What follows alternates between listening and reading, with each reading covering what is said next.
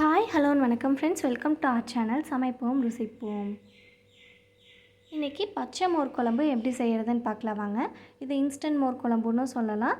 இந்த மோர் குழம்பு வந்து செய்கிறதுக்கு ஒரு 5 to 10 நிமிஷம் தாங்க ஆகும். ரொம்பவே டக்குன்னு செஞ்சிடலாம். டேஸ்ட்டும் ரொம்பவே சூப்பராக இருக்கும். மோர் குழம்பு செய்கிறதுக்கு ஃபஸ்ட் அரை கப் அளவுக்கு மோர் எடுத்துக்கோங்க. அது கூட 2 பெரிய வெங்காயத்தை பொடி பொடியாக கட் பண்ணி எடுத்து வச்சுருக்கேன், அதை சேர்த்துக்கலாம். அடுத்து ஒரு தக்காளியை கட் பண்ணி எடுத்துக்கோங்க. இந்த மாதிரி சென்டரில் இருக்க பகுதியெல்லாம் எடுத்துட்டு பொடி பொடியாக கட் பண்ணி எடுத்து வச்சுக்கோங்க. கட் பண்ணி எடுத்து வச்சுருந்தா ஒரு தக்காளியும் அது கூட சேர்த்துக்கலாங்க. அடுத்து அது கூட தேவையான அளவு உப்பு சேர்த்துக்கோங்க. பொடி உப்பு சேர்த்துக்கோங்க. நான் இன்றைக்கி இந்து உப்பு யூஸ் பண்ணியிருந்தேங்க, அதனால் கலர் இந்த மாதிரி இருக்குது. உப்பெல்லாம் நல்லா கரையிற வரைக்கும் மிக்ஸ் பண்ணி விட்டுக்கோங்க.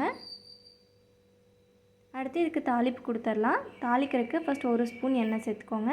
எண்ணெய் நல்லா சூடானதுக்கப்புறமா அரை ஸ்பூன் கடுகு சேர்த்துக்கோங்க. கடுகு நல்லா பொரிஞ்சதுக்கப்புறமா 1 ஸ்பூன் கடலைப்பருப்பு சேர்த்துக்கோங்க. அடுத்து 1 ஸ்பூன் உளுந்தம்பருப்பு, அரை ஸ்பூன் சீரகம்,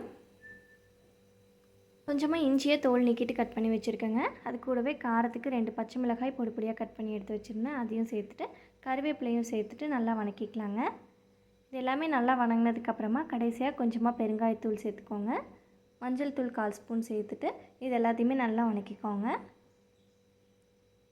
பச்சை வாசனை போகிற அளவுக்கு நல்லா வணக்கிக்கோங்க.